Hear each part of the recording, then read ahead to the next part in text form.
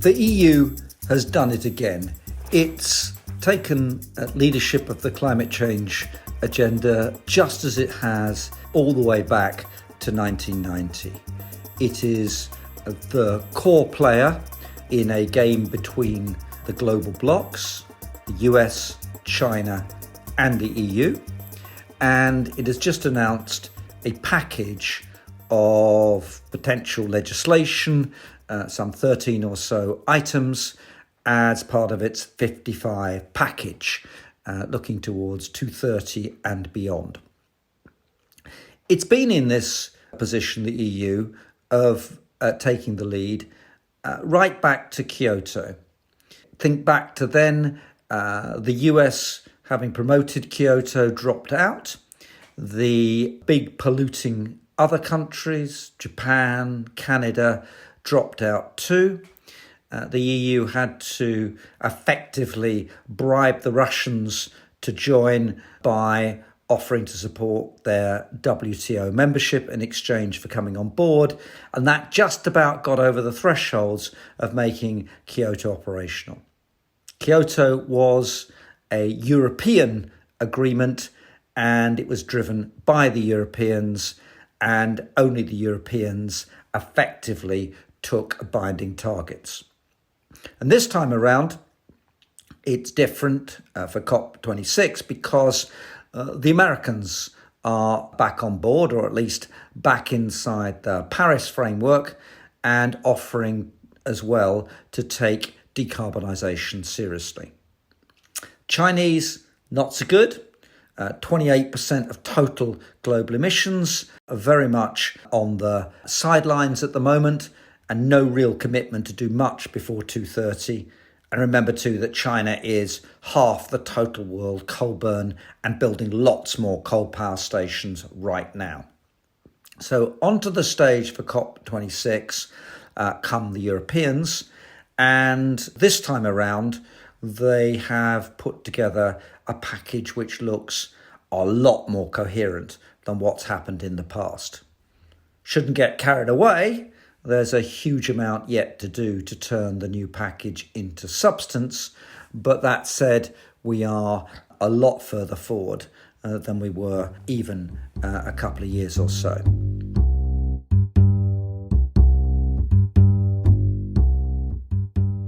So, what's so special about what the Europeans are up to, and why should it give us some grounds for hope? Well, the central piece of Europe's effort has always been the idea of a Europe-wide emissions trading regime. Back in 1990-91, the alternative, a carbon tax, was the preferred option, but for all the usual political and lobbying reasons, we ended up with emissions trading rather than an explicit carbon tax. But that said, the EU ETS, the European Union's emissions trading scheme, was and is the biggest carbon pricing regime on the global scale. No one else has got anything that's remotely as comprehensive as the European regime. Now, what they've done in this package is two things to that central EU ETS framework. The first one is to recognise that it has to be broadened, that other sectors have to be brought into the decarbonisation game. Why? Well, heating, transport, agriculture, these are the harder to crack and crucial elements to be added to any serious decarbonisation. The proposals on the table at the moment are very gradual, mainly aimed actually at bringing transport into the frame, but the sense of direction is clear, and when you add in the attempts to bring shipping and aviation on board as well, progress at least is being made. It's roughly right rather than being narrowly defined just on the energy sector, and in particular the electricity sector, which is proving easier than the others to begin to crack. So broadening the EU ETS is the right thing to do if you're going to stick with an ETS, and the new proposals do precisely that. People may negotiate them down, they may be watered down in all the usual European internal diplomacy, but the sense of direction's good.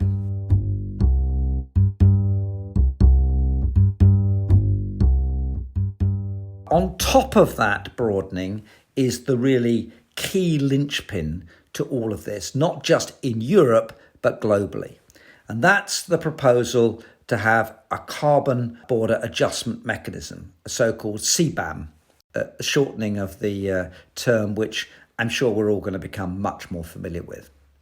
Now, the idea here is fantastically simple, which is that the same carbon price should apply whether or not production is domestic inside the EU or it's production outside the EU, which is imported back into the EU. It makes entire economic sense to have a common price. Why should you discriminate just because of the location, given that carbon knows no boundaries? It makes sense because it addresses the competitiveness issue. If you don't have a carbon border adjustment price, a CBAM, but you have an internal EU ETS price, well, you're just giving an export subsidy to the Chinese to produce the stuff and sell it artificially cheaply, i.e. not including its pollution costs, into the EU market. So it addresses the competitive issue, and it's a bit late. Europe's been deindustrializing since 1980, and that's what's made it relatively easy to get into the leadership role on climate change. But now that bit is being addressed in the CBAM, and that will make a difference. But this is just the beginning, because what a CBAM does, and why there have been howls of protest from Russia and indeed China to this proposal, is it says to the countries that are not in what we might call the coalition of the willing to deal with climate change, look, if you want to avoid paying the CBAM, the carbon border adjustment, to the EU, you can get out of it. All you have to do is have an equivalent carbon price at home. And of course, the moment you think about that, what this does is create just that coalition of the willing, bottom up rather than the kind of top down COP26 type of approach. Gradually, countries can be added to those that have a carbon price, and it can be pluralized throughout the global system. This is the best chance of getting towards, gradually, global carbon pricing without undermining competitiveness. And the really encouraging sign is that the United States is beginning to think this way too. Why would they take all the actions that Biden and his administration are proposing, raising the costs of production in the United States, and then just giving China and other countries exporting to the United States essentially a subsidy to their exports because they're not paying the cost of pollution? And you can imagine, and it's not fanciful, that within a few years, both the EU and the US may have a CBAM, a carbon border adjustment. Wouldn't that be great? It wouldn't quite cover half of the world's GDP, but since many of the rest of the countries in the world depend upon exporting to the EU and the US, wow, that would make a big impact on their incentives to have carbon pricing.